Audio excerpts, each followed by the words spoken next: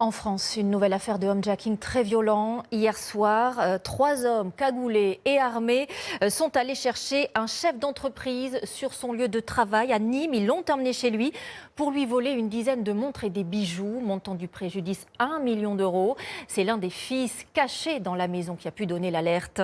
Jeanne Cancard avec sur place Théo Thomas et Adrien Noss. C'est une opération orchestrée par des professionnels. 19h hier à Nîmes. Un homme de 56 ans sort de cette entreprise dont il est le patron.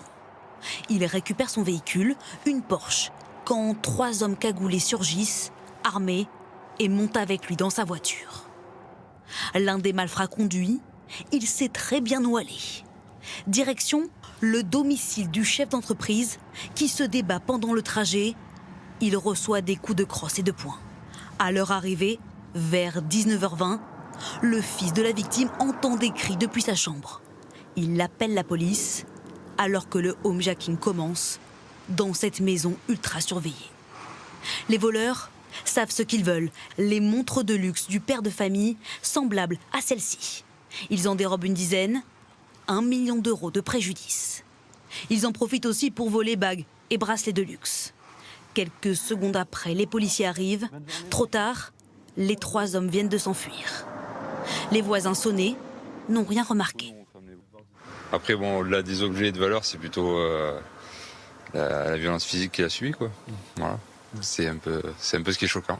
Et malheureusement, on peut avoir toutes les alarmes, toutes les surveillances possibles, mais face à des commandos comme ça...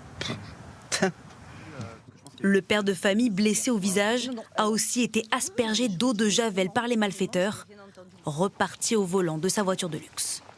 Les enquêteurs font face à un groupe très préparé. On a affaire à des professionnels du homejacking. Ils avaient repéré, bien sûr, les horaires de travail. On commet toujours des erreurs, même si on est professionnel. Donc, je suis assez confiant sur l'issue. La voiture de sport a été retrouvée brûlée plus loin. Les malfaiteurs, eux, sont toujours recherchés.